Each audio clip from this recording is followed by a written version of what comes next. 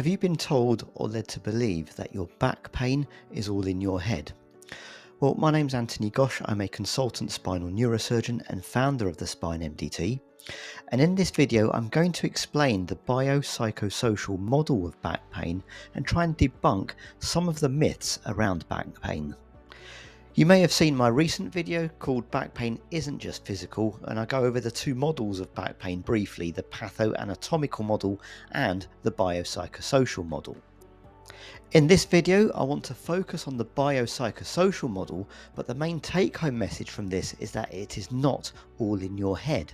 For years, we have overreacted to findings on MRI scans that have simply demonstrated normal, age-appropriate wear and tear change.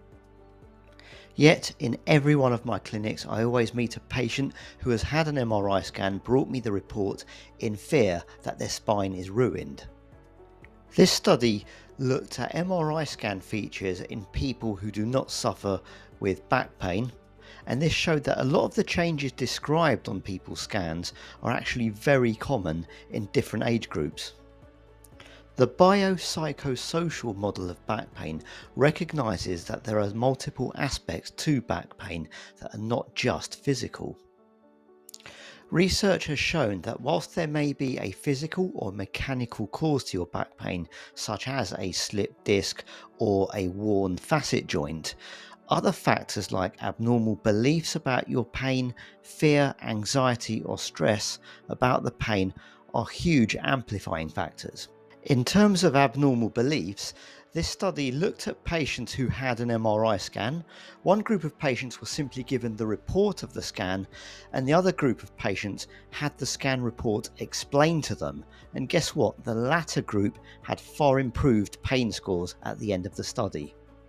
Therefore, a lot of research done by Peter O'Sullivan, another physiotherapist I interviewed on this channel who's well known for cognitive functional therapy, has applied both normal physiotherapy that we know well, but with measures that address these issues I've discussed, and has demonstrated in his research far better outcomes in his patients. I'm really pleased to see that this new way of thinking has been taken up by other researchers and has even caught the attention of famous podcaster Peter Attia, who is a physician specializing in longevity medicine.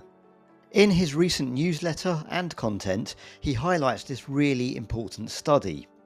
In this study, two groups of patients with chronic lower back pain that didn't have a pathological cause that you can treat with surgery were divided into these two groups.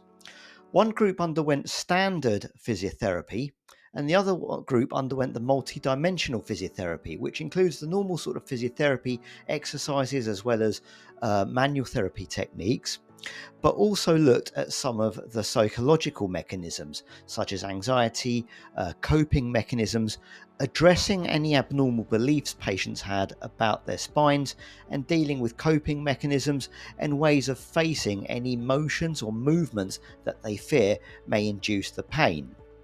At 6 weeks, both groups did quite well with an improvement in their pain, but the important change came at 10 weeks. The group that underwent standard physiotherapy started to worsen again with their pain, but the group that underwent the multidimensional therapy actually saw better and better results. So of course it is important to look for an underlying cause of your back pain through a good clinical history, examination, and yes, sometimes some scans.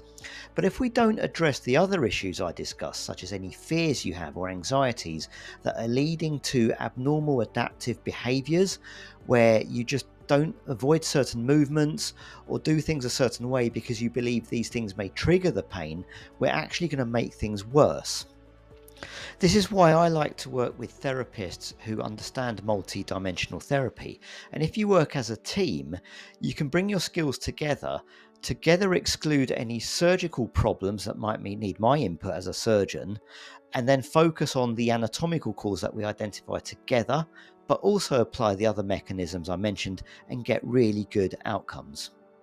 I really hope you found this video helpful. If so, please subscribe to the channel if you haven't done so already and click that like button. And please visit us at spinemdt.com to see how we can help you. Thank you for watching.